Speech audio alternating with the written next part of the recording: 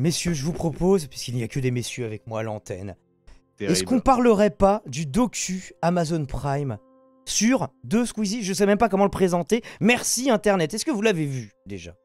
Non, du coup, je vais me mute.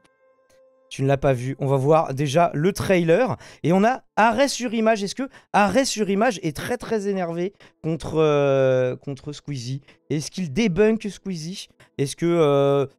en fait, ils font simplement du Arrêt sur Image, une critique qu'ils espèrent nuancer. Nous verrons en tout cas ce qu'ils ont à redire sur Merci Internet. J'imagine que le trailer, on a le droit de le diffuser.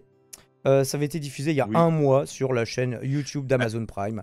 J'ai déjà vu, moi j'ai déjà diffusé un trailer Netflix sur YouTube et ma vidéo était bloquée dans le monde entier, donc on verra. Ah mais attends, là on est sur Twitch et on va diffuser une pub pour du contenu Amazon Prime. Je veux dire, au bout d'un moment, il faut arrêter de se foutre la gueule du monde. Ouais, mais comme ça va être rediffusé sur YouTube, peut-être que YouTube, eux, ils aiment pas. Et respire, tout est en toi, Damon. On verra. On tente. Donc regardons, ça fait 1 minute 55. Et alors moi, je précise, je suis en train de le regarder.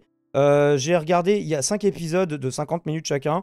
J'en suis à la moitié, en gros, du 4e épisode, quand ils en sont en train de faire leur tournoi de Formule 4. Je sais plus comment ils l'avaient appelé. Qui avait été gagné par Sylvain de Villebrequin, je crois. Bref.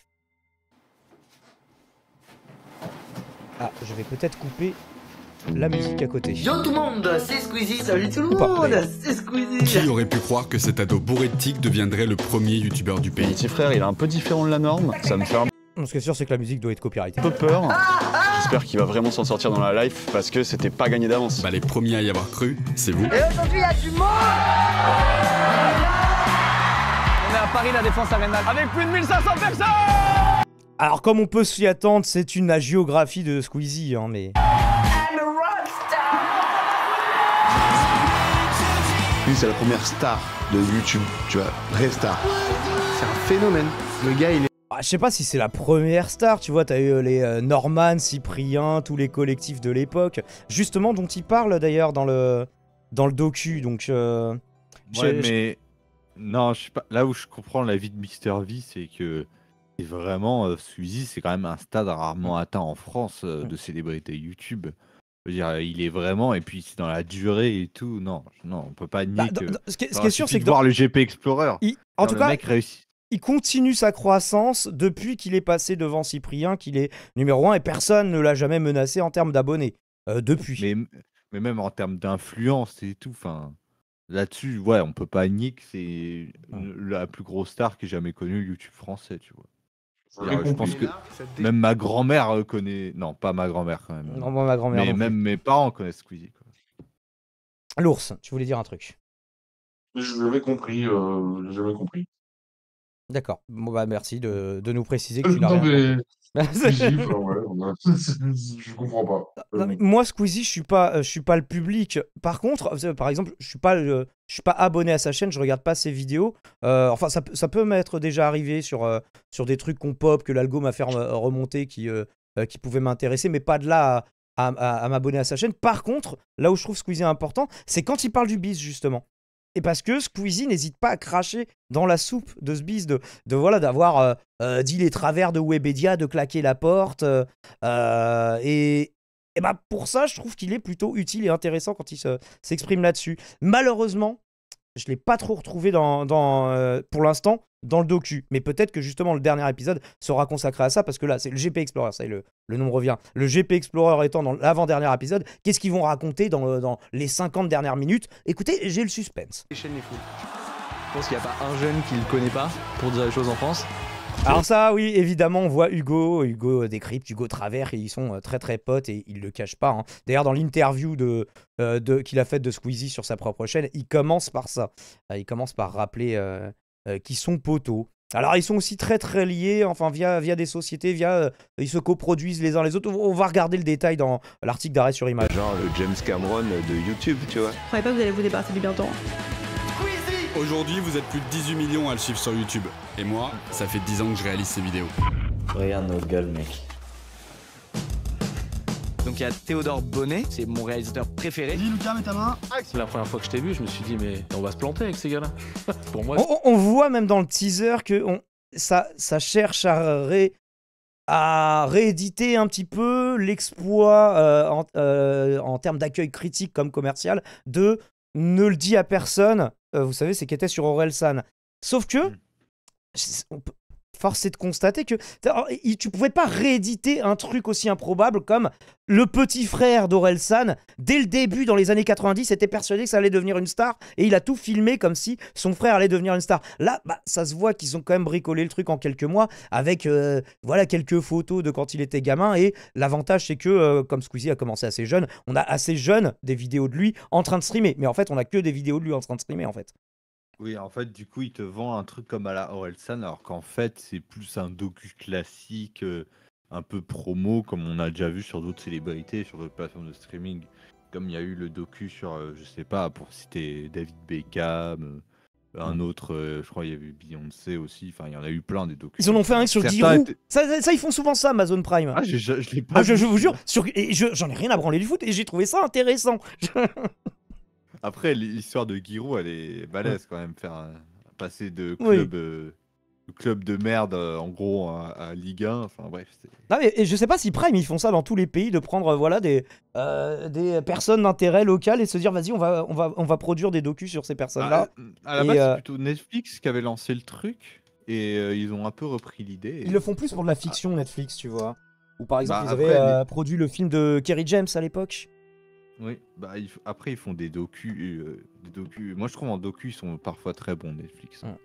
Mais après, voilà, merci Internet, ça se regarde complètement. Moi, si j'ai réussi à me cogner 3 épisodes de 50 minutes en moins de 24 heures, c'est que c'est pas détestable. Surtout, forcément, pour moi, ça présente aussi plus d'intérêt. Enfin, même si je suis beaucoup plus sur Twitch que sur YouTube, évidemment. Actuellement, sur YouTube, j'y suis que. C'est juste mes rediffs de live, donc. On va essayer de prochainement s'y remédier. Dans ce style de docu un peu promo pour des personnalités, celui sur Schwarzenegger sur Netflix, il est très bien. Ouais. Ah ouais. Eh bien, c'est la Ah ouais, il est très réussi. Arnold. Pour moi, c'est une classe de lycée qui arrive. Est-ce que vous avez essayé de vous filmer en faisant d'autres trucs? Lire, dormir, baiser? Ah ça, ils reviennent dessus. Ouais, évidemment, Ardisson passe pour un enfant. Mais en même temps, et puis, moi, justement, il a récidivé il y a 1 an. Pour reparler de ça, il s'enfonce toujours plus. Enfin, ça marche. Et même si ce qu'il faisait sur Internet n'était pas vraiment compris par tout le monde, ça nous a pas empêché de faire énormément de trucs. Action! Souvenez-vous, évidemment. Je crois qu'on avait fait un react en direct de cette chanson. Et surtout, à force de tourner. Dans le docu, ils ont pas parlé une seule fois de sa chanson parce qu'ils parlent beaucoup de sa période « Je veux être un artiste musical » et voilà, le seul échec, c'est peut-être ça aussi. Dans le docu d'Orelsan, il y a plein de moments, il y a des traversées du désert, tu vois. Squeezie n'a jamais connu ça, donc quelque part, t'as pas de suspense. Mais bon, ils vont pas l'inventer. Sa seule traversée du désert qu'ils inventent, sur laquelle ils brodent un peu peut-être, c'est Oxys, son album qui avait pas marché. Et je sais pas si sur cet album qu'il y avait la chanson Influenceur qui, même si musicalement c'était peut-être pas la chanson du siècle, mais justement c'était je tacle un petit peu le game. Et j'avais trouvé le texte peut-être pas assez, voilà, ça allait pas jusqu'au bout de la démarche que j'aurais voulu voir advenir, mais de la part du mec qui est numéro 1 du game et qui devrait vouloir ne surtout pas prendre de risques et cliver, tu te dis ça continue, tu vois. C'est pas sur Oxys Influenceur. C'est pas sur Oxys Influenceur. Non, c'était un projet qui préfigurait avant qu'ils sortent vraiment des albums, non? Moi, le meilleur morceau de Squeezie, si vous voulez mon avis, il a fait plusieurs albums. Adieu les filles. C'est le morceau Adieu les filles sur les Itikaka mixtape. Voilà, c'est son meilleur morceau de loin. Et il a fait des trucs avec plein de gens, il a fait des trucs avec Nino, avec d'autres artistes ultra cotés et tout. Nino? Non. Si, dans le docu, tu le vois. Tu le vois poser même, tu vois Nino qui lui donne des conseils et tout. Non mais oui, il a pas fait un son avec Nino. Ah bah si, tu le vois poser un couplet. Dans le studio. Donc Si, il l'a fait, tu vois, je sais pas, confirmé, moi je veux pas dire de bêtises parce que ça, sur le coup, je l'ai découvert dans le docu. Le morceau, les gens, parce que aucune idée. Quand même... Tu confonds pas avec Némir? Non, plutôt je crois pas. Avec Gambi? Je crois qu'on voit Gambi un moment, mais rien à voir. Gambi, c'est le... Ouais, on est dans les blocs, non? C'était pas lui? Oui, c'était ça, oui. Enfin, moi, j'ai retenu surtout ça, mais bref, on s'écarte un peu du sujet. Alors, et salut Communard. Je fais des recherches, ça n'existe pas. Il n'y a pas de son Squeezie fit Nino. Non. Bon, alors je dois confondre. J'en aurais entendu parler, hein, sinon. Bah toi Sodom, tu t'en as entendu parler. Si vous l'avez ou si vous avez l'autre artiste avec lequel il a fait un son, n'hésitez pas à me dire sur le chat. Je ressens plus d'émotion quand je marche dans une mer de taf que quand j'entends la voix d'un gros youtubeur. Tous les gros youtubeurs, tu les détestes, Aurélien. Merci pour cette haine univoque. C'est la distinction sociale. C'est la distinction sociale des fans de Twitch par rapport aux fans de YouTube, tu sais. Ils ont besoin de se sentir supérieurs aux fans de YouTube, du coup. Et c'est à partir de quand un gros youtubeur Antox Colaboy, il m'avait répondu 150 000 abonnés. Du coup, ça fait beaucoup de youtubeurs qu'on aime bien. Tout à l'heure, par exemple, on va écouter du Bolché Geek. Bon, bah, c'est un gros youtubeur quelque part, Bolché Geek. Bon, bah, j'ai pas de crise d'épilepsie qui arrive parce que j'entends sa voix. Bref, j'espère que personne d'autre. Pas un méga consommateur de YouTube. C'est parce que Aurélien est un jaloux aigri de la réussite. Exactement. Ça doit être ça. Des gros youtubeurs. Hop, c'est épinglé ça. Il y a des gros youtubeurs genre Nota Bene, tu vois, qui ont dépassé le million, que je trouve extrêmement basé et qui fait du contenu de qualité. Tourner ensemble, on est devenus amis. Elle est incroyable. Pendant toutes ces années, je l'ai filmé. Il y a une vibe très années 2000, Offspring, début des années 2000, même le générique fait penser à du Offspring. Squeezie, il est pas mal dans. On l'avait vu avec Time Tam à l'époque. Tu sais, il a été un peu en avance, même un peu sur. Il a été bercé par les années 2000. Enfin, moi, je sais pas, c'est presque des rêves où il devait être vraiment très très jeune, quoi, à l'époque. C'est étonnant que ça l'ait marqué. C'est son enfance et son adolescence, quoi. Comme ceux qui ont grandi, qui sont nés dans les années 80, leur enfance, leur adolescence, les années 80. Parce qu'il a 28 piges aujourd'hui, je crois. Tu ouvres un ton coup cette caméra et tu viens avec toi. Avec un seul but en tête. On l'a vu grandir. Vous le connaissiez comme moi je le connais. Vous avez tous ronflé, non? Bref, vous êtes plus de 18 millions à avoir croisé la route de Squeezie. Le timelapse, c'est incroyable. Et aujourd'hui, je vais vous montrer tout ce qu'il n'a jamais osé vous montrer. Je suis le gars le plus très bon micro d'ailleurs, c'était des Blue qu'il utilisait. Normal man au monde, mais j'ai la vie la plus extraordinaire que je pouvais avoir.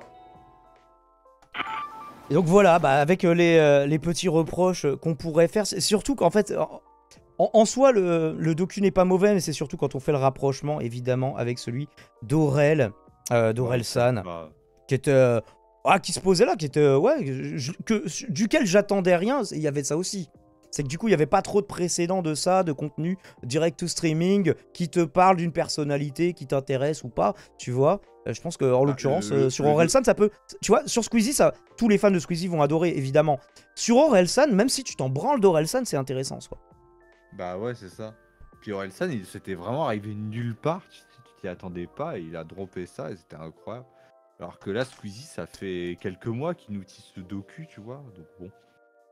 Qui est incroyablement monté par contre. Le montage est vraiment... D'ailleurs, ils ont discuté parce que là, il a dit qu'il allait faire une pause de quelques mois. Ils en parlent dans l'article d'Arrêt sur Image. Squeezie, la dernière chose qu'il a publiée, du coup, c'est une conversation avec son réal et avec, je sais plus, son producteur ou son manager ou enfin, un autre membre de sa team. Et je ne sais plus où je voulais en venir par rapport à ça. Mais en tout cas, c'est...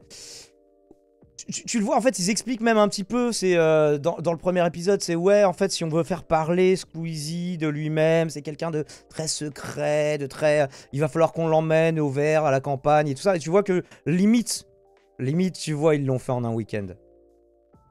Enfin, un week-end de tournage. Le montage a dû être incroyablement long. Et justement, il explique des fois des effets spéciaux qui lui ont pris plusieurs jours. Et franchement, en vrai, ça se voit, hein, c'est... le docu d'Orelsan n'avait pas, tu vois, il était beaucoup plus modeste en termes de montage. Et puis les images d'archives dataient, voilà, c'était des vieux caméscopes tenus par un préadolescent dans les années 90, donc c'était un peu compliqué, voilà, c'était forcément moins bien filmé. Peut-être plus authentique. Est-ce que ça résumerait peut-être le problème de ce docu.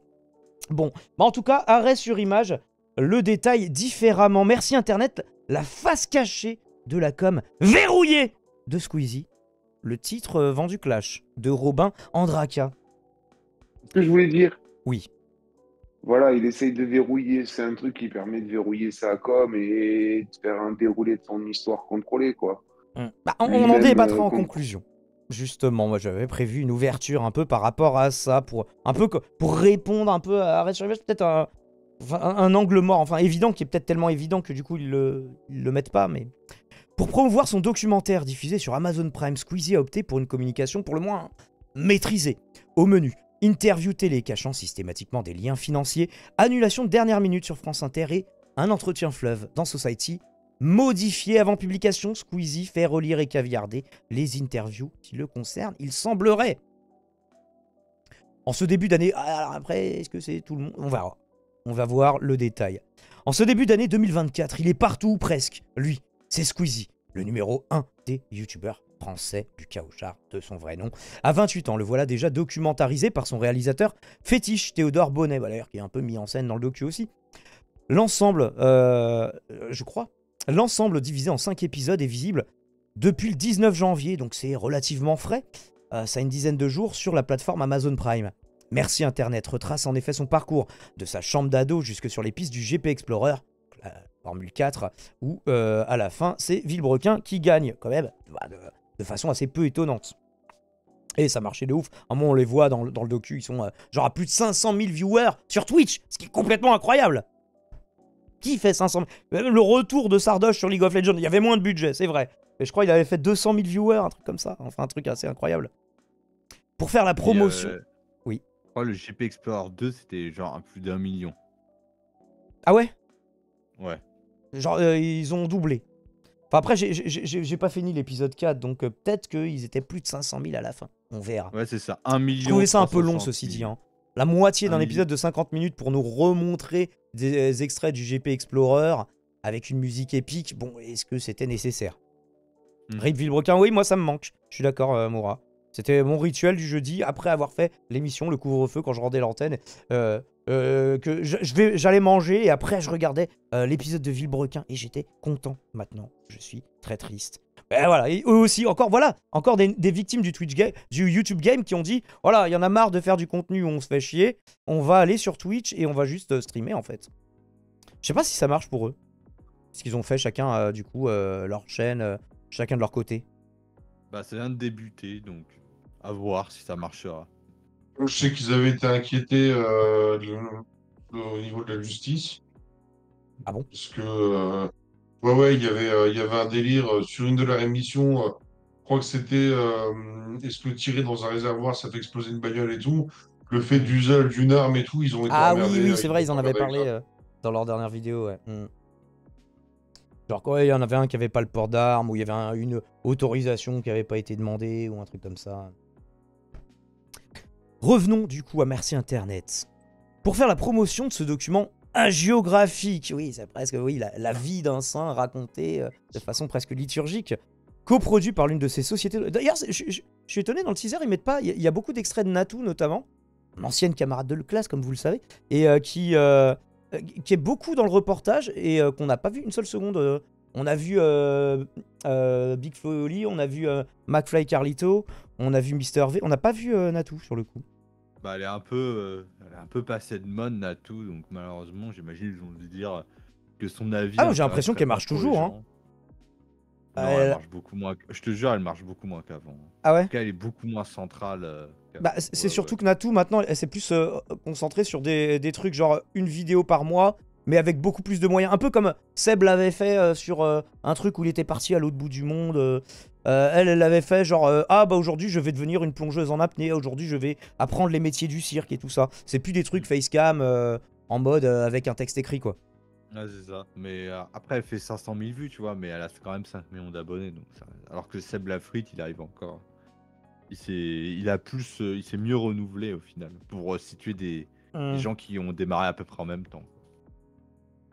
Ouais, bah après, il y a un contenu un peu diversifié parce que ouais, quand il part à l'aventure à l'autre bout du monde ou quand il nous fait des chroniques sur des artistes musicaux ou quand il nous fait le calendrier de l'avant là-dessus, ça aussi, ça a dû bien booster aussi son algo. Faudrait regarder d'ailleurs depuis. Toutes ces vidéos, elles ont plus d'1 million de vues. Toi aussi, Lex, tu trouves que Natou est has-been? Bah, elle était dans... combien de personnes, quand Natou est arrivée à l'époque, ont disparu alors qu'elle est encore là? On pourrait le voir aussi un peu comme ça, tu vois. Oui, c'est sûr. Elle a plus survécu que plus de longévité que les autres, on va dire, quoi. Mais bon. Donc, pour faire la promotion de son docu, coproduit par l'une de ses sociétés de production, Unfold, Squeezie n'a pas vraiment cherché les ennuis. Et ici, du coup, l'affiche... Ah, il jouait à Age of Empires? Non, c'est quoi? C'est Civilisation? J'arrive même pas à voir à quoi il joue. C'est une gueule de STR, mais... Le 18 janvier, veille de la sortie du documentaire, on l'a ainsi vu sur le plateau de l'émission C'est à vous sur France 5. Alors je l'ai écouté pour vous, c'est pas incroyable. Son ascension fulgurante, ses plus grandes réussites et son passage chez Ardisson en 2017, illustrant pour beaucoup le mépris qu'avaient à l'époque les animateurs télé pour les youtubeurs. Alors justement, Natou à Ce soir ou jamais, c'était complètement ça aussi quoi. La narration du documentaire y est parfaitement déplié. Alors, moi, j'ai quand même envie de vous montrer un extrait. Alors, c'est peut-être le seul truc qui est intéressant dans l'émission de C'est à vous, c'est qu'il remonte un extrait de Ardisson il y a 1 an. Et comment Ardisson, peut-être, tu sais, il va faire... Alors, il avait déjà dit, moi, je vais pas faire mon mea culpa, moi, je vais faire ça, je vais pas faire comme Antoine Decaune. Et alors, maintenant, comment il le présente? Je vais essayer de vous retrouver le passage. C'est fou, cette histoire. Il vient dans mon émission... Et je lui dis quand même, tu gagnes 500 000 balles par an. Donc ça, c'est décembre 2022. Donc c'est pas si vieux que ça. C'est il y a 1 an, quoi. En regardant des jeux. Tu dis, c'est formidable. Des jeux vidéo. Quand même, tu gagnes 500 000 balles par an en regardant des jeux. Il a toujours pas compris ce que faisait Squeezie. Alors moi, je veux bien, on peut critiquer le contenu de Squeezie, mais il ne regarde pas des jeux. Il joue, il les commente, et il anime. Il monte, évidemment. Enfin, il montait à l'époque. Même déjà à l'époque d'Ardisson, il faisait plus trop ça comme contenu. Oui, déjà il fait plus de jeux vidéo maintenant, ou rarement, tu vois. Oui, il a arrêté, il en fait plus du tout sur sa chaîne principale. Donc c'est comme, oui, voilà. J'allais dire, oui, comme Mamitwink, ils ont arrêté de faire du World of Warcraft depuis très très longtemps, quoi. Oui, c'est ça. Après, Ardisson, ça a toujours été un connard, on va pas se mentir. Vraiment, je ne me dissocie des propos de cette personne qui insulte quelqu'un parce que je veux pas prendre des procès. Voilà. Pour la forme, je suis obligé de le dire. Et donc, ouais, Ardisson qui... Et en plus, il va le répéter, ça, écoutez. Tu dis, c'est formidable. Des jeux vidéo. Voilà, il a cru que je me foutais de sa gueule. Tout le monde a très bien compris le mépris que tu affichais, quoi. En plus, puisque vous filmez aussi quand vous mangez une pizza. Il y avait un tout petit peu Il y a toujours un peu d'ironie d'ironie dans ce que je raconte, mais si vous voulez, c'était au premier degré. Je dis, bah écoute, t'as de la chance. Moi, si je pouvais gagner 500 000 balles en regardant des jeux vidéo, je serais content. Et il en a déduit que j'étais un boomer, ce qui n'est pas faux. Vous en avez déduit. C'est pas tout à fait faux. Mais tu n'as toujours pas compris ce que faisait Squeezie, Thierry Ardisson. Donc, juste arrête d'en parler, quoi. C'est le conseil que je lui donne. Moi, je propose qu'on arrête Thierry Ardisson. Oui, et que Thierry Ardisson arrête. Il a l'âge de la retraite, hein, je pense. Donc, Mais oui, c'est bon. Voilà. Alors, peut-être qu'à l'époque, Nuit Blanche et les lunettes noires, c'était très bien. Mais voilà, c'était il y a 40 ou 50 ans. Il faudrait passer à autre chose. Les chances de sortie de route sur ce plateau étaient de toute façon assez minces, celui de C'est à vous. Pourquoi? Alors, C'est à vous est produit par Troisième Œil Productions, coproducteur du documentaire de Squeezie. Ça n'allait pas en dire du mal, hein. Ce qui n'est pas mentionné à l'antenne. Bon, je sais pas, et en plus, est-ce qu'il n'y a pas un bail, c'est public, donc ils sont un peu censés quand même être transparents Je sais pas. Bah après... Parce que C'est à vous, c'est sur France Télévisions. Je pense pas qu'il y ait un mensonge sur la marche 110, vu que bah, tu vois la bande-annonce, tu sais que ça va être à la gloire de Squeezie, quoi. Enfin, t'es pas surpris. Ouais, après, t'as pas justement les moments de loose, les moments où il est ridicule, les moments, justement, tout ce qui faisait un peu le sel de ne montre jamais ça à personne. C'est que là, c'est justement, c'est montre à tout le monde ce que je t'ai désigné. Est-ce que c'est pas comme ça qu'il aurait fallu l'appeler? Là, j'avais pas prévu de le reformuler comme ça, mais là, ça me frappe. Le frère d'Orelsan, il a monté tout son film en indé, et Orelsan n'a jamais rien eu à dire dessus. Je sais pas ça après.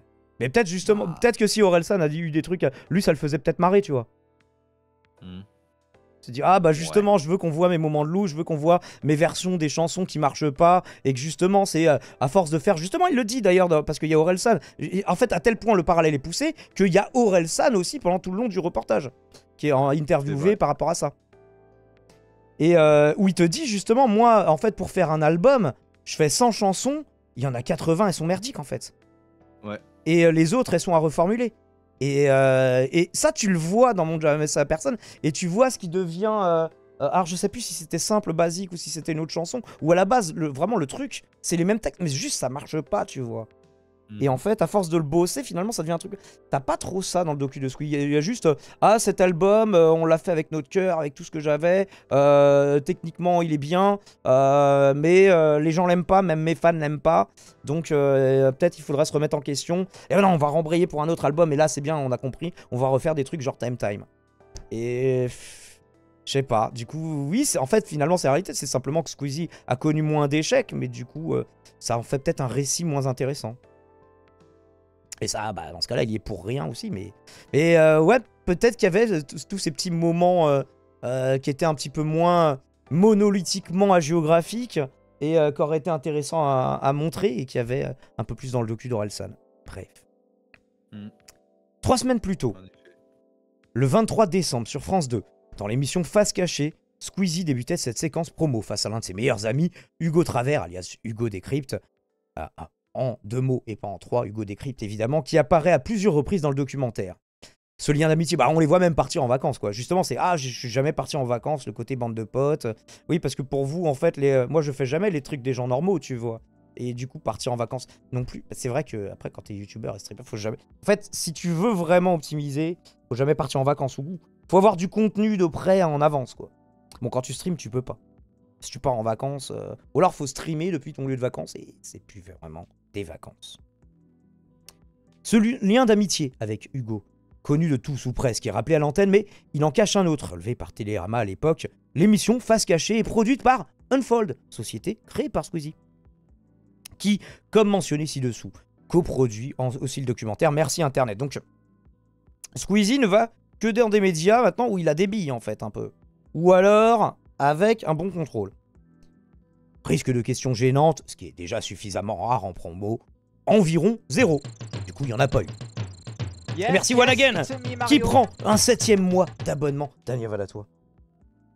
Squeezie aurait dû apparaître au moins une fois de plus. Selon nos informations, il était attendu le 15 janvier au micro de Sonia De Villers sur France Inter, dans l'interview de 7h50. Le 11 janvier, l'entretien pourtant booké depuis septembre 2023 est annulé. La raison invoquée, je crois que ça revient une autre fois. Alors après, sûrement qu'ils ont vraiment des impératifs des fois. Après, est-ce que c'était le cas là? Raison invoquée, un tournage de dernière minute. On est rattrapé par le réel. Quand il a des trucs à faire, on n'est pas sa priorité, estime un membre de la matinale. Donc c'est eux maintenant qui sont aux abois. Là où ça fait un peu plaisir, où tu vois un peu une vengeance, c'est que avant c'était allez, estimez-vous heureux, là, les gueux d'internet, là qu'on vous donne un petit peu de notre lumière. Et maintenant c'est ouais, on viendra si on a le temps, les gars, en fait. Et ça. En soi, ça me fait un peu plaisir. Bah moi aussi, moi je trouve en mode un peu Squeezie basé là-dessus. Hein. Je préfère aller tourner une vidéo bien marrante plutôt que se faire chier à France Inter. Alors je sais pas, est-ce que ça aurait été l'interview la moins intéressante de France Inter? Elle aurait peut-être plus intéressante que C'est à vous qui coproduit sa série ou l'autre média que Squeezie produit, tu vois. Ouais, je sais pas. En plus, l'interview de 7h50 de France Inter, c'est genre t'as que 9 minutes pour t'exprimer. Ouais. Bon, c'est pas l'interview du siècle. Hein. Contactée par Arrêt sur Image, justement, l'animatrice Sonia De Villers partage ce constat. Il n'a pas besoin de nous pour communiquer. Les gros youtubeurs aujourd'hui se comportent comme les grandes stars américaines. Ils dictent leurs conditions. S'ils ont envie de faire leur promo, quand et comment. Elle insiste. Ouais, c'est pas au point de... au point de PNL, tu vois, eux, ce serait peut-être l'extrémité sur la com. Mais il y a un peu de ça, je trouve. Elle insiste, à 7h50, j'ai 2,5 millions d'auditeurs. Lui, a 18 millions d'abonnés. C'est plus que la population de bien des pays du monde. Le rapport de force est complètement de son côté. Au final, Squeezie sera remplacé ce jour-là par la nouvelle porte-parole du gouvernement, Prisca Thévenot. Alors je vais quand... Bon, on va voir Squeezie. Finalement, c'est la porte à la viole, là. Toi, t'es dispo parce que... Oui, bah moi je suis là pour porter la parole, hein, donc je suis tout le temps dispo. C'est vrai que tu vois que France Inter, c'est vraiment la radio du gouvernement. Hein. Quand ils savent pas qui inviter, ils disent ouais, allez, on invite le troisième sous-secrétaire d'État là. France Inter cherche désespérément, nous dit Lex, à faire des vidéos interviews courtes pour se faire rediffuser, mais avec les mêmes invités rincés et de droite. Les mêmes invités que les autres matinales, tu veux dire? Bah, après, ça fait longtemps que le format de la matinale de France Inter, c'est une interview courte à 7h50 et la grosse interview de 30 minutes à 8h30. Est-ce qu'on s'en battrait pas les couilles de France Inter? Venez sur Oui, t'as raison. les streamers qui font des belles vidéos le matin, avec des bons lives. Des fois même Lex Calvin est réveillé le matin et fait des super streams. Bon, c'est un peu rare, mais voilà. Oui, si, bah, enfin, je crois que c'est régulier, c'est en début de semaine, je crois, qui fait des techs de gauche. Bref, regardez. Ouais. Revenons à l'article. Dans le cadre de cette promotion ultra balisée, bon là on a vu effectivement pour l'instant il n'y a pas trop, c'est plutôt safe. Squeezie s'est retrouvé en une du magazine Society pour un entretien monstre, il le titre comme ça, de 10 pages. Une interview hyper compliquée à caler selon l'un des deux intervieweurs, Victor Legrand. Entre le premier coup de fil et l'interview, il s'est écoulé environ 6 mois. L'entretien a finalement lieu en décembre, quelques semaines avant le lancement du documentaire. 2 heures de discussion au soleil qui se passe très bien. L'attaché de presse de Squeezie, Mélodie Bénistan, qui s'occupe aussi des intérêts de l'animateur de TF1 Camille Combal, est présente mais n'intervient pas. Alors par contre, elle intervient beaucoup quand tu demandes à interviewer Squeezie. Et elle bloque pas mal visiblement dès qu'il y a la moindre suspicion que ce soit pas juste complètement à sa gloire, tu vois. Enfin, c'est ce que suggère l'article, en tout cas. Et donc, vous saurez tout sur le Squeezie. Avec la police d'écriture, vous êtes sérieux? Bon, je l'ai fait récemment avec Game Over, hein, sur quand Born est parti. Ils ont 50 ans, hein, ceux qui ont fait la police. Hein. C'est compliqué, ouais, c'est... L'entretien monstre, donc. Sûrement que en fouillant, je dois pouvoir y avoir accès, je regarderai. C'est ensuite que les choses se compliquent. Ils ont demandé à relire l'interview, et oui, du coup, ça donne pas envie de le lire. Ils ont demandé à relire l'interview avant publication. On a accepté, mais ils ont voulu enlever beaucoup de choses. Dans le viseur de Squeezie et de son attaché de presse, 2 questions. Alors, beaucoup de choses, 2 questions, c'est pas la même chose non plus. Sur 10 pages de questions, ça va en soi. Oui, c'est pas l'interview originelle brute de décoffrage, mais bon, de là à dire beaucoup de choses, je sais pas. On va voir le détail des questions. La première concerne son passage chez Ardisson en 2017. Oh, est-ce qu'on avait besoin de le entendre là-dessus? Il n'a pas de nouveaux trucs à dire, ceci dit, tu vois. La seconde. Je m'en souviens... Pendant le The Event, il avait déjà fait un react, c'était un de ses goals, il devait réagir à son interview d'Ardisson de 2017. Il était déjà revenu dessus, il avait expliqué... ça doit être aussi bien que Antoine Daniel qui réagit à sa pire conférence. Et il le refait tous les ans. En vrai, il prenait ça avec détachement, il disait oui, bon, Ardisson... En fait, il savait pas quoi faire, il a juste fait une stratégie de buzz médiocre en essayant de me clasher, c'était un peu ridicule. Moi, ça m'a pas trop affecté, c'est plus les gens que ça a affecté. Oui, mais qu'on se souvienne de la fin de sa carrière comme ça, est-ce que c'était la meilleure façon qu'il voulait de partir? Mais Ardisson, il a toujours fait ça. Ça a toujours été un enfoiré. Le mec, il recevait des gens, il les maltraitait complet. Il y avait une meuf sur le plateau, c'était un bout de viande avec les 2 porcs là, d'humoristes. Laurent Baffy et Jean-Marie Bigard. Ça a toujours été comme ça. Il a toujours été... et encore, oui, mais avant, il était méchant. Alors, avant, Aurélien, il était méchant, il était odieux, mais il comprenait à peu près ce que faisait son invité et pourquoi son invité était là. Là, non, il était guélard, en fait. Et il l'est encore. Donc, ça fait une grosse différence, tu vois. C'est odieux et rencardé ou odieux et à côté de la plaque. Tu vois, c'est... Non, mais en gros, avant, c'était un enculé. Maintenant, c'est devenu un vieux con d'enculé. Alors voilà, non, je suis obligé légalement de me dissocier. C'est chiant, hein. Ardisson s'est déjà fait insulter en face sur son propre plateau. Donc, bon, ça va, ça on a le droit à Ardisson de l'insulter. Bah, je pense pas qu'il est très procédurier. Non, mais je veux dire, non, mais en plus, le mec, le gars, c'est un royaliste. Oui, bah juste, bref. Oui. Voilà, on va pas faire un débat sur Ardisson. De toute façon, il est rincé, et c'est peut-être la seule chose qu'on a besoin de retenir. La seconde question, donc pas celle sur Ardisson. Une tribune signée en mars 2023 par Squeezie, avant l'examen d'une proposition de loi sur l'encadrement des influenceurs, voleurs et tout ça, pour éviter les cas de publicité déguisée ou d'escroquerie. Squeezie avait très vite retiré sa signature, mécontent notamment de figurer aux côtés de certains noms, à l'origine même du problème, selon lui. Il s'en était ensuite expliqué sur TikTok. Au final, seule la réponse sur Ardisson, où Squeezie raconte qu'il avait mal aux dents pendant toute l'interview, sera conservée en intégralité. Ça valait le coup de négocier, les gars. Society a en revanche considérablement réduit celle sur la fameuse tribune. Je fais une vidéo TikTok de 9 minutes pour m'expliquer. Je considère que le sujet est clos, répond désormais le YouTuber dans la version imprimée. Que disait-il de si gênant dans la première version de l'interview? Sa réponse était plus longue. Il ne faisait que répéter ce qu'il avait déjà dit sur TikTok et sur Victor Legrand. Comment explique-t-il dès lors leur insistance? Je pense juste qu'il ne pouvait pas qu'il ne voulait pas remettre une pièce dans la machine. Les négociations duraient 2 jours, oui, en plus après 6 mois à négocier pour l'avoir dans les pages de ton magazine. Et on a fini par lâcher sur la question tribune pour garder celle sur Ardisson. Voilà, ils ont bataillé pendant 2 jours pour garder un passage où il dit qu'il avait mal aux dents. Ça a l'air d'être un magazine d'intérêt. En septembre 2023, Squeezie avait aussi fait la une de Télérama. Là encore, l'attaché de presse avait demandé à relire l'interview et même choisir le photographe. On a refusé dans les 2 cas sur Julia Vergelli, journaliste, autrice du portrait.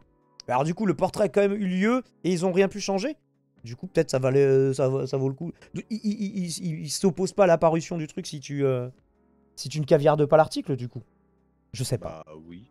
Bon. Ou peut-être que dans le cas de Télérama, peut-être, et pas dans le cas de Society. Là-dessus, il développe pas. Cette volonté de maîtriser dans les moindres détails la communication autour de Squeezie, même les journalistes qui n'ont pas rencontré la star peuvent en témoigner. Dans un long portrait de Squeezie publié à l'occasion de la sortie du documentaire, Le Monde écrit. Malgré de multiples relances au fil des semaines, l'équipe de Squeezie n'a pas répondu aux sollicitations du Monde d'ailleurs. Ils préciseront que ce sera pareil pour Arrêt sur Image. Contacté par Arrêt sur Image, l'auteur de cette enquête, vous le connaissez, Vincent Manilev, on l'a déjà lu, qui était chez ASI aussi, développe. J'étais en contact avec son attaché de presse qui m'a demandé mon angle et à qui j'avais parlé dans le cadre de ce portrait. À partir du moment où je lui ai dit que les personnes contactées dans le cadre de mon portrait s'exprimaient le plus souvent de manière anonyme, les échanges se sont vite arrêtés ensuite. Donc, il y a des gens qui s'expriment anonymement, il y en a même un nombre considérable, donc ça va pas être pour dire des choses gentilles sur moi s'ils le disent anonymement. En tout cas, du coup, c'est l'attachée de presse, elle a préféré pas prendre le risque. Vraisemblablement. Même chose à Libération, qui a négocié pendant des mois avec la même attachée de presse pour avoir Squeezie en portrait d'air, la dernière page du journal où chaque personnalité est portraitisée. Ouais, je lis jamais Libé jusque-là. Moi, je m'arrête à la rubrique Monde. En vain. Elle m'a baladé pendant 1 an pour me dire 2 semaines avant que le portrait ne se ferait pas à cause d'un tournage. Là encore. Ce que raconte Mathilde Roche, journaliste à Libé. Lisez Libé. 1 an plus tôt, sur un autre sujet, premier échec. En décembre 2022, je l'ai appelé pour lui demander une réaction de Squeezie sur la garde à vue de Norman. Oui, parce que, bon, à la base, balance ton youtubeur, c'était parti d'un de ses tweets. Alors après, ça a pris une ampleur que peut-être il avait pas pré-shot. D'ailleurs, ils en parlent un peu dans le docu. Le youtubeur, donc Norman, avait en effet été placé en garde à vue pour viol et corruption de mineurs le 5 décembre 2022. Là, elle se braque complet, attachée de presse, et m'explique qu'elle ne veut pas du tout qu'on parle de ces sujets, qu'elle essaye de présenter Squeezie comme un artiste. Ensuite, elle m'a ghosté. Ah oui, non, surtout pas des trucs qui peuvent être un peu politiques. Même s'il a tweeté dessus. Peut-être que justement, il se dit « Ah, c'est une connerie, si c'était à refaire, je le referais pas. » Et du coup, non, si on veut m'interroger là-dessus, je donne pas suite. Ensuite, elle m'a ghosté, l'attachée de presse, pendant des mois. Faut-il voir, dans la promo minimum de ce documentaire, une frilosité du youtubeur ou la peur de répondre à des questions gênantes? Ah oui, du coup, il a fait un magazine et 2 télés. Oh, promo minimum. Je sais pas, tu vois, si la presse tradie elle fait d'ordinaire beaucoup plus de promos. Est-ce que pour Orelsan, c'était le cas, par exemple? Bon, Orelsan, ils connaissent un peu plus, ceci dit. Pas forcément. Donc, par peur de répondre à des questions gênantes. Pas forcément, selon le membre de la matinale de France Inter, justement, qui avait été conduit, puisqu'ils avaient été conduits par Squeezie, interrogé plus haut. À part le manque de profil féminin dans ces vidéos, il n'y a pas vraiment de scandale d'État concernant Squeezie qui, par ailleurs, est un vrai pro de la communication aujourd'hui. Oui, donc en fait, il maîtrise beaucoup sa communication, mais en fait, ça cache pas forcément quelque chose. Il insiste. Ils n'ont tout simplement pas besoin de nous. À terme, ils se couperont des médias traditionnels, je pense. Et parce que là, finalement, est-ce que l'article, c'est de lui reprocher d'avoir des sociétés de production, ce qui est logique une fois que tu arrives à son niveau, et de les privilégier comme canaux de communication personnel. Ce qui est logique aussi. Bon, après, il s'y limite. Ou il s'y limite pas exclusivement, mais c'est compliqué pour l'avoir ailleurs. À terme, ils se couperont des médias traditionnels. Bah oui, ils auront pu... En fait, si tu fais ta promo sur TikTok et que ça marche beaucoup mieux que sur France Inter, pourquoi tu te ferais chier aller sur France Inter? Ou par ailleurs, les gens Alors peut-être moins à France Inter que sur d'autres chaînes, mais savent pas qui tu es, ce que tu fais, s'en foutent et même te méprisent. En amont du début de la promotion de Merci Internet, Squeezie avait prévenu ses abonnés. Je pense que j'ai pas envie de faire full promo pour le doc, d'aller défendre ça partout. Cette courte séquence s'est d'ailleurs refermée sur sa chaîne YouTube, je vous en parlais tout à l'heure, où Squeezie a discuté pendant plus d'1 heure avec le monteur et le réal du documentaire, avant d'annoncer une pause de plusieurs mois pour se ressourcer. Bilan des courses. Ah ça, une pause de plusieurs mois pour se ressourcer, c'est inédit ceci dit. Hein. À part son mois de vacances, qu'il avait déjà fait. Il me semble que j'avais vu une autre info là-dessus, il avait précisé, c'est pas qu'il arrête, mais c'est qu'il ralentira le rythme des vidéos pendant plusieurs mois. Voilà. Et n'hésitez pas à aller sur le Discord, Lex Calvin a mis sûrement dans promo et lien le PDF de l'interview Society. Il y a des trucs croustillants, tu l'as lu un peu Lex toi? Moi je me le lirai hors stream sinon. Mais n'hésitez pas, tout est sur Discord. Bilan des courses, plus de 3,5 millions de vues 4 jours après sa publication et des milliers de commentaires de remerciements. Alors pour la vidéo sur sa chaîne YouTube, on ne sait pas du coup l'audience que ça a fait sur Prime, bah ça c'est plus à Prime de communiquer dessus j'imagine. Jamais mieux promu que par soi-même. En tout cas, c'est la question qu'on peut se poser effectivement quand on atteint, quand on dépasse une certaine taille critique et Squeezie étant le plus huge en la matière. Toute communication supplémentaire n'est que du bonus ou qu'anecdotique finalement quoi. Donc voilà, il précise que Mélodie Bénistan n'a pas pour l'instant répondu à leur sollicitation, mais peut-être que, je sais pas, dans 6 mois, dans 1 an, Squeezie viendra dans l'émission Arrêt sur Image. Ça, ce serait bien. Pour commenter Arrêt sur Image, avoir Squeezie, un arrêt sur image des images d'internet. Est-ce que ce serait pas cool ça? Ça vous donne envie? Je ne sais pas. Salut Soren. Faut apporter Squeezie à papy et mamie. Il y a un nouveau public à démarcher. Ah, je sais pas, est-ce que ça va faire? Merci pour le follow, Primo Boomer. Est-ce que il faut amener Squeezie à la télé comme le média ou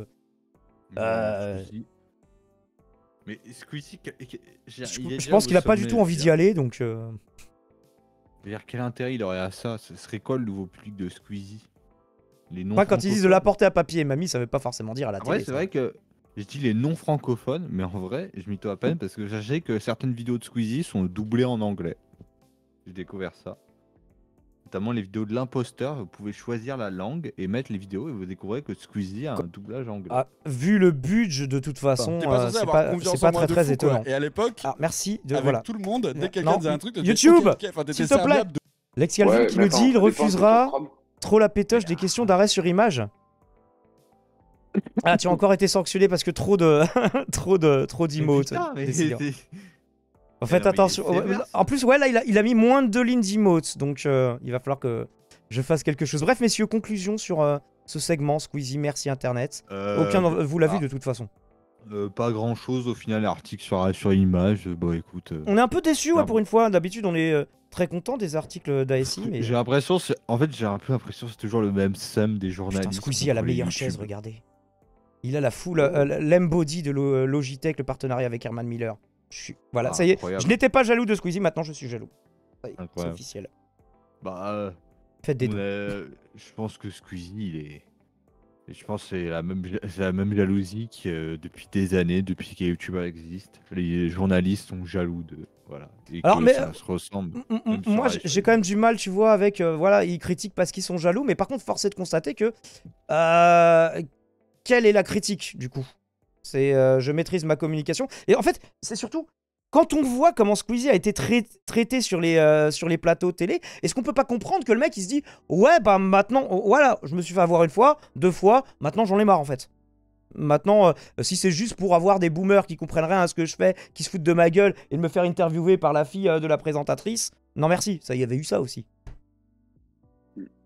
Après moi, ce que je peux critiquer de ce que j'avais entendu de Squeezie, alors je me rappelle plus. C'était une vidéo de lui qui m'étonnerait parce que j'ai jamais regardé de vidéo de lui ou une interview ou quoi à la télé. Mais le mec parlait de son salaire. Je crois qu'il dit. Alors je sais pas si c'est 300 000 € par mois ou par an. Non, gagné. tu confonds. C'est pas lui, c'était David Lafarge qui avait dit à la télé son salaire. Oui, c'est un salaire à 5 chiffres et tout. On se souvient, ouais, tu sais, genre il le disait quand même. Moi, il me semble que c'était Squeezie. Non. J'en suis quasiment sûr. Ah Ouais, non, je te jure. ouais, pourquoi tu veux me dire ce que j'ai vu alors que t'étais pas à côté de moi? C'est hallucinant ça. Je me Eh bien, rappelle dis-nous, quasiment voilà. certain, Bah, bref, c'était Squeezie, le dis-nous mec gagnait 300 directement, 000. Voilà. ce que tu voulais nous dire, Aurélien, et après, bah, peut-être Et, que ça sera faux et on verra. et donc, il trouvait que c'était pas assez. Voilà, simplement. Il Pour moi, ce genre de Squeezie trouvait qu'il merde. gagnait pas assez, j'ai pas compris. Ouais, le mec disait qu'il gagnait 300 000 balles, alors je sais pas si c'était par mois ou par an, mais par an, même si c'est que par an, et il trouvait que c'était pas assez. Il disait qu'il aimerait gagner plus. Et payer moins de cotisations sociales, je crois même, si je me trompe pas. Ah ouais, discours de droite économique de Squeezie? Moi, je l'ai pas vu ça, mais écoute, peut-être que ça existe. Inventé, hein. Mais n'hésite pas à nous mettre des liens. Franchement, sérieux, tu te casses les couilles. Oh! Bref, c'est peut-être comme ça qu'on pourrait le résumer. Les gens ne sont pas d'accord sur Squeezie, que ce soit dans les médias traditionnels ou même ici, au sein même de Twitch, où on pourrait se dire peut-être un peu plus d'ouverture. Je ne sais pas si c'est un problème d'ouverture. Messieurs, est-ce que quelqu'un d'autre avait quelque chose à rajouter à part les propos de Squeezie sur le fisc, s'il se vérifie ou pas? Ou pas? Non, rien. Eh bien, c'est une bonne conclusion. Regarde dans le chat, regarde dans le chat, regarde dans le chat. Elle y est la vidéo, c'est bon. Ah, alors, regardons ça. Eh, arrêtez, je vous le dis les gens. Sinon, tu te verses combien en salaire? Oh, je me verse que 300 000 euros par mois. Que ça. J'aimerais plus, mais c'est galère. Mais je me verse que ça. Et... Non, mais là, il déconne. Justement, c'est pour ça qu'il dit avec ironie. Aurélien, pour toi, il parle premier degré, là? J'arrive à vivre avec, hein. J'arrive à vivre avec. Genre, vous en faites pas. J'arrive à vivre avec. Après, c'est mon choix. Je comprends que ça vous choque, mais c'est mon choix. C'est honnête ou ironique pour ton salaire? C'est honnête, Tom Legendre. Complètement honnête. Ouais, même s'il y a le c'est honnête derrière. 300 000 euros par mois, que ça. Alors, le moment où il dit c'est bon, j'arrive à survivre avec 300 000 euros par mois, on sait qu'il se fout de la gueule des gens, non, Aurel? Bah oui. Et il parle pas des impôts dans ton clip, hein, donc bon. Alors peut-être il en parlait plus tard. 300 000 par mois. Je sais pas, je connais pas le Gugus. Dire que 300 000 balles, enfin, ouais, je sais pas, mais bon, t'as bien l'autre avec 35 000 balles qui trouvait qu'elle était pas assez payée. Donc, surtout qu'il est pas né riche, Squeezie. Bon, il est pas né dans un truc, enfin, ça avait pas l'air d'être chaud la galère, mais ça avait pas l'air d'être la grande opulence, tu vois. Son père qui était informaticien, tu vois, mais je sais pas ce que faisait sa mère. Alors justement, tout le développement sur mon papa il était très geek, ma maman elle aimait pas que je fasse des vidéos et que j'aille soit sur internet ou sur des jeux vidéo. Et du coup il y a ce truc là qui est raconté. Mais donc 300 000 balles, en fait quand tu viens d'un milieu normal, comme le milieu duquel il a l'air de venir, tu dis pas c'est bon j'arrive à survivre avec 300 000 balles en le prenant en premier degré. Enfin bref. Cette chronique est déjà beaucoup trop longue, on y met fin. Abonnez-vous, les personnes qui le regardent en rediff sur YouTube. Et venez sur Twitch, c'est beaucoup plus rigolo parce que vous pouvez monter en vocal et ne pas être d'accord et hurler tous en même temps les uns sur les autres pendant ma radio libre. Et ça, c'est quand même ce qui fait le sel de cette émission.